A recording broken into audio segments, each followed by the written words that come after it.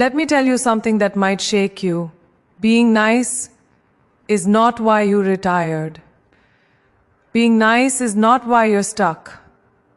Being nice is not why you feel invisible. You're exhausted because you've been betraying yourself for approval. In 2026, nice is the new prison. And if you don't break out, you will spend another year watching your life pass you by while everybody else eats off your table. So listen closely, not emotionally, strategically, because this isn't about becoming cruel. This is about becoming real. Let me say this in a way that cuts clean and deep. Most people who call themselves nice are not kind. They are afraid. Afraid of tension, afraid of disapproval, afraid of what might happen if they speak their truth out loud. Nice becomes a costume they put on every morning before stepping into the world. A smile to hide discomfort, a yes to avoid conflict, a laugh to smooth over disrespect. And the tragedy is this: after wearing that mask long enough, they forget who they are underneath it.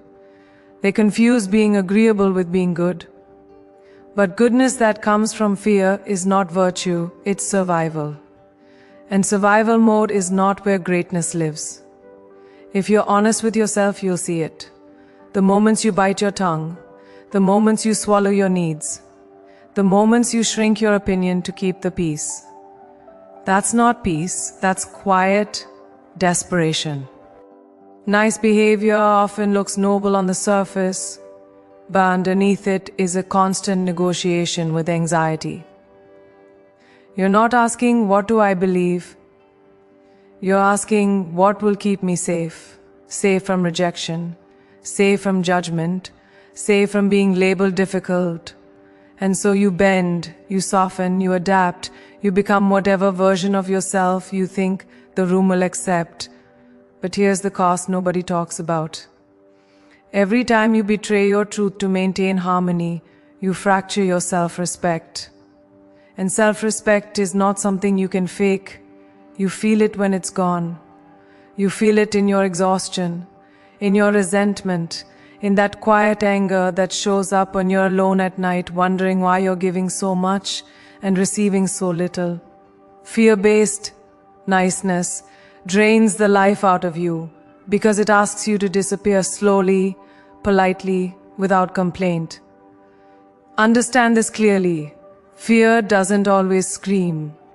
Sometimes it whispers. It whispers, don't say that. Don't rock the boat, just let it go. It's not worth the argument, and you listen over and over again until one day you don't even recognize your own voice anymore. You become fluent in silence. You become skilled at minimizing yourself. You become praised for being easy, agreeable, low maintenance. But easy people are easy to ignore. Easy people are easy to overlook. And deep down you know it. That's why being nice doesn't bring peace. It brings bitterness. Because your spirit knows you were built for more than comfort. You were built for truth. And truth has weight. Truth has friction. Truth doesn't always feel good, but it always feels right.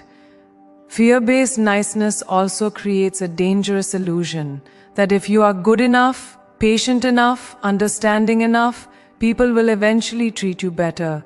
That's a lie. People don't change because you tolerate mistreatment gracefully.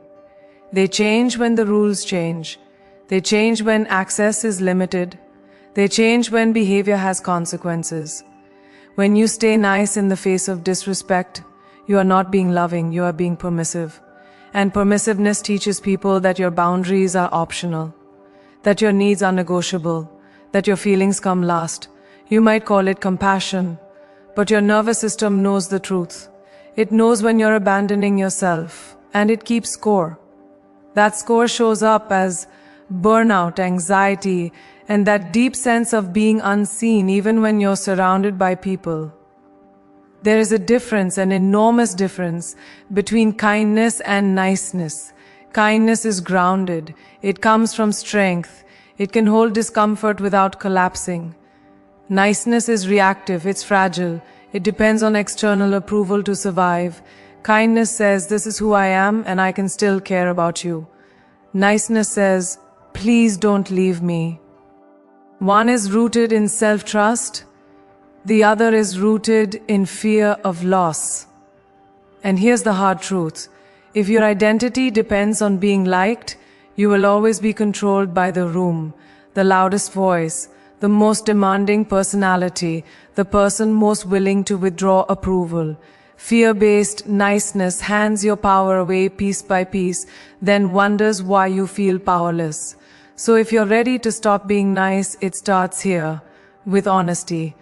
Brutal, compassionate honesty with yourself. Ask yourself why you say yes when you want to say no. Ask yourself why you apologize when you've done nothing wrong. Ask yourself who benefits from your silence. Because fear loses its grip the moment it's exposed. And when you see niceness for what it really is, not virtue but avoidance, you gain a choice. You can keep hiding or you can stand. You can keep pleasing or you can start respecting yourself. The world may resist the shift at first. People always do when you stop being predictable.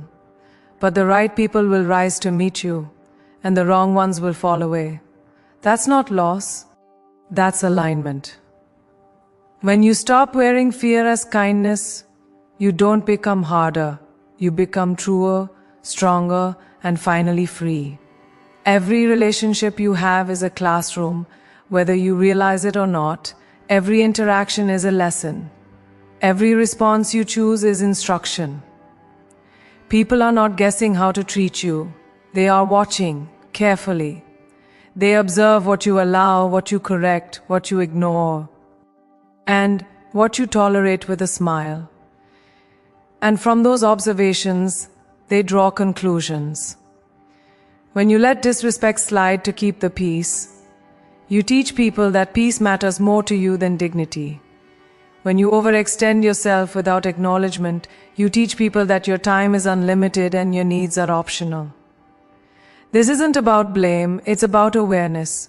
Because once you understand that your behavior is a curriculum, you realize you are either educating people to respect you or training them to take advantage of you.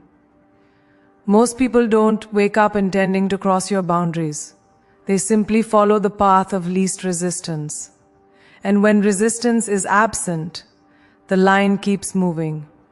You say it's fine when it's not. You say no worries when you're deeply bothered.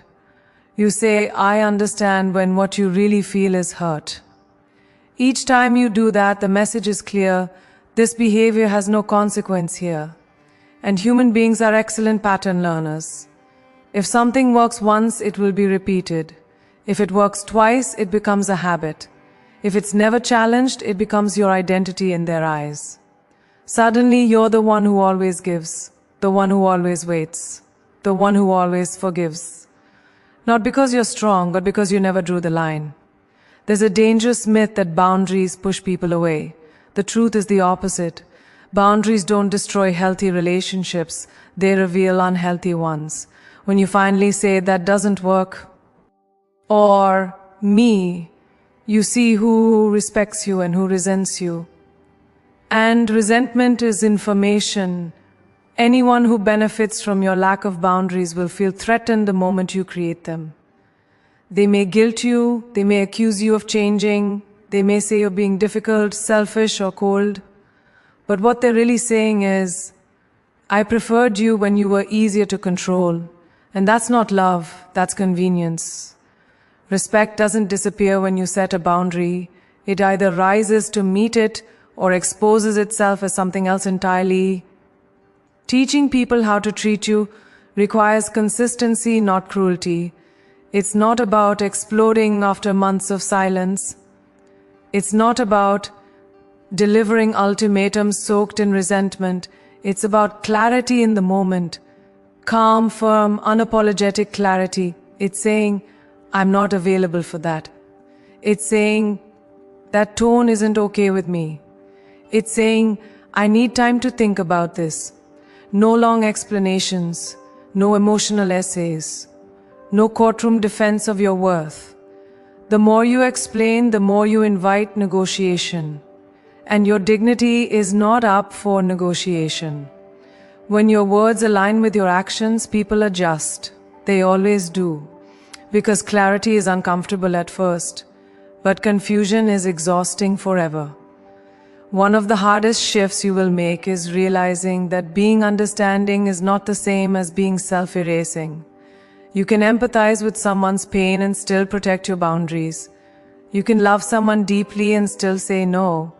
You can be compassionate without being available for mistreatment. But when you confuse empathy with endurance, you teach people that your emotional capacity has no limits. And that's how you end up drained. That's how you end up carrying emotional weight that was never yours to hold. Healthy people respect limits. Unhealthy people test them. And how you respond to that test determines everything that comes next.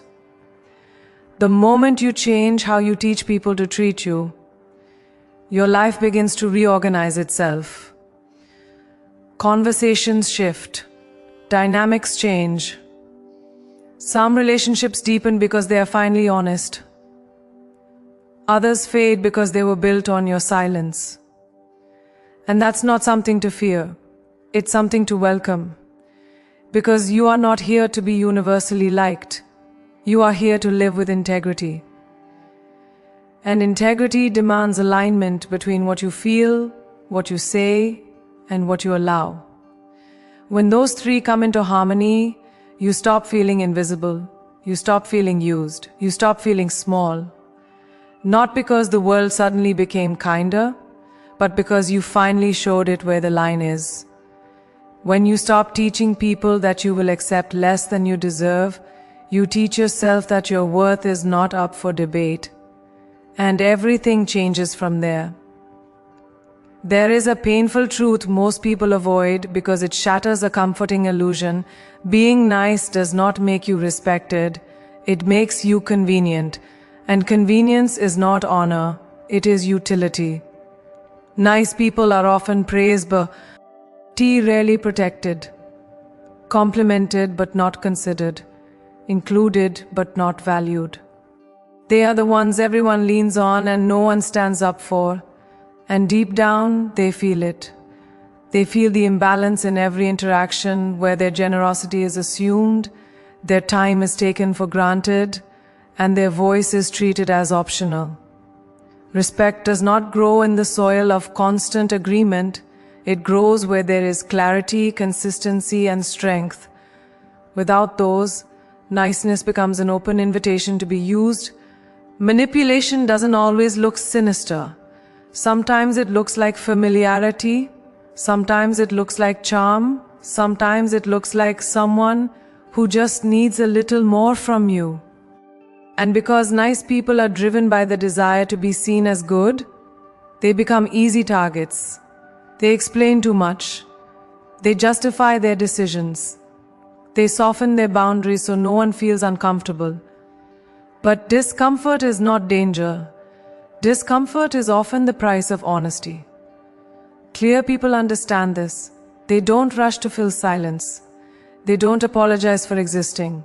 They don't hand out access before trust is earned. They know that when you are clear, you are predictable in the best way. People know where you stand. And when people know where you stand, manipulation loses its power. Clarity is not loud. It doesn't need aggression to survive. It doesn't need to prove itself. It simply is. A clear person can say no without anger and yes without guilt. A clear person does not collapse under pressure or bend under emotional blackmail. They are not controlled by fear of being misunderstood. They understand that misunderstanding is inevitable when you stop performing. And they accept it because clarity is not about being liked. It's about being aligned. When your words match your actions and your actions match your values, people either respect you or remove themselves. Both outcomes are victories. Confusion keeps people guessing. Clarity lets them decide. Nice people often confuse empathy with obligation. They feel responsible for other people's emotions, reactions, and comfort. And that responsibility becomes leverage. Someone is upset, so they cave. Someone is disappointed, so they compromise. Someone withdraws affection, so they chase. That's not love, that's control through emotional pressure. Clear people recognize this pattern immediately. They don't absorb emotions that don't belong to them. They don't fix feelings at the cost of self-respect. They can witness someone's disappointment without trying to rescue them from it. And that ability to let others feel what they feel without abandoning yourself is where real power lives. Respect follows those who honor themselves first. Not arrogantly, not cruelly, but firmly. When you stop over-explaining, people stop overreaching. When you stop justifying your boundaries, people stop testing them. When you stop negotiating your standards, people either rise or leave. And that shift can feel lonely at first. Because you are no longer performing. You are no longer bending. You are no longer available for manipulation disguised as need.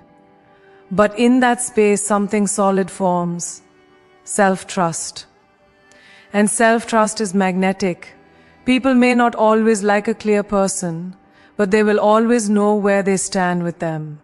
And that certainty commands respect.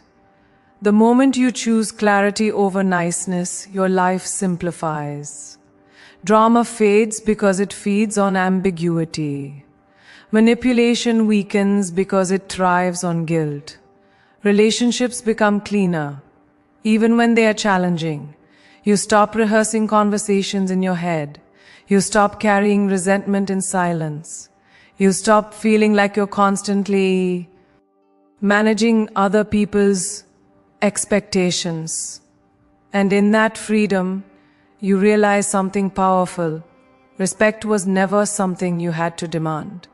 It was something you had to embody. Clarity isn't a personality trait. It's a decision you make every day to honor your truth without apology. When you stop trying to be nice and start being clear, you stop being used and start being respected. And that shift changes everything. There comes a moment in every life when comfort becomes more dangerous than fear. Most people never recognize it because comfort doesn't feel like a threat. It feels familiar. It feels safe. It feels like staying quiet even when something inside you is burning to speak. It feels like keeping the dream small so disappointment won't hurt as much. And niceness thrives in that space. Nice tells you to wait your turn. Nice tells you not to ask for too much. Nice tells you to be grateful for what you have, even when you know you're capable of more. And slowly, without realizing it, nice becomes the ceiling you keep hitting. Not because the world won't let you rise, but because you've been trained not to reach too high. Every next level of your life demands a version of you that your current habits cannot support. Growth requires friction. Expansion requires risk. And niceness is allergic to both. Nice wants harmony at any cost. Nice wants approval before action. Nice wants permission slips from people who are just as scared as you are. So you postpone. You soften why? Our ambition. You explain your dreams instead of pursuing them. You wait for the perfect moment, the perfect confidence, the perfect validation. But the truth is this: your next level is not waiting for you to feel ready. It's waiting for you to be brave enough to disappoint the version of yourself that's settled. Niceness keeps you trapped in rooms you've outgrown. You feel it when conversations no longer inspire you, when environments start to feel heavy, when you sense that staying requires you to pretend. But instead of leaving, you negotiate with your discomfort. You tell yourself it's loyalty. You tell yourself it's patience. You tell yourself it's maturity.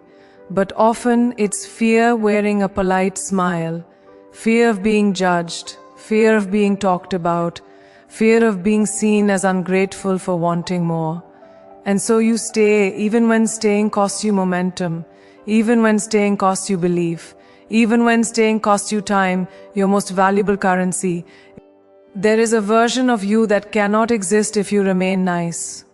A sharper version, a bolder version, a version that speaks before fear edits the sentence. That version doesn't ask for permission. That version doesn't explain their ambition to people committed to misunderstanding them. That version understands that not everyone is supposed to come with you. And that's not cruelty, that's clarity. Growth is selective by nature. Elevation changes your language, your pace, your priorities, and niceness will try to guilt you for that. It will whisper that you're changing, that you're becoming different, that you're leaving people behind. But evolution always looks like abandonment to those who refuse to grow. Your next level also demands honesty, especially the uncomfortable kind. Honesty about what you want. Honesty about what no longer works. Honesty about the fact that being agreeable has kept you liked but not fulfilled. Nice avoids these truths because they create tension. But tension is the birthplace of transformation. Without it, nothing shifts, nothing breaks, nothing opens. The life you say you want on the next level requires decisions your current comfort zone cannot understand. It requires saying no when it would be easier to say yes. It requires choosing progress over peace, purpose over popularity, truth over applause. And that choice will isolate you at times, not because you're wrong, but because you're rising. The greatest lie niceness tells you is that you can grow without losing anything, that you can ascend and still be accessible to everyone, that you can evolve and still be palatable. But growth is not polite. It rearranges your life. It exposes misalignment. It challenges people who benefited from the old version of you. And when that happens, nice will try to pull you back down by calling it selfish. But choosing yourself is not selfish, it's necessary. You cannot build a bigger life with smaller boundaries. You cannot step into your next level while carrying the weight of everyone else's expectations. Something has to be released for something greater to be received. When you finally let go of niceness, you feel the shift immediately. Your decisions become cleaner. Your energy becomes sharper. Your goals stop feeling like fantasies and start feeling like plans. You stop asking, what will they think? And start asking, what will it cost me if I don't do this? And that question changes everything, because the cost of staying nice is often invisible until it's too late. It's the years you didn't claim, the chances you didn't take, the voice you didn't use, and once you see that clearly, there's no going back. You don't become louder, you become truer. You don't become harder, you become more precise. You don't lose yourself, you finally meet yourself. Your next level isn't blocked by lack of talent, luck or timing. It's blocked by the version of you that's still trying to be nice instead of being real.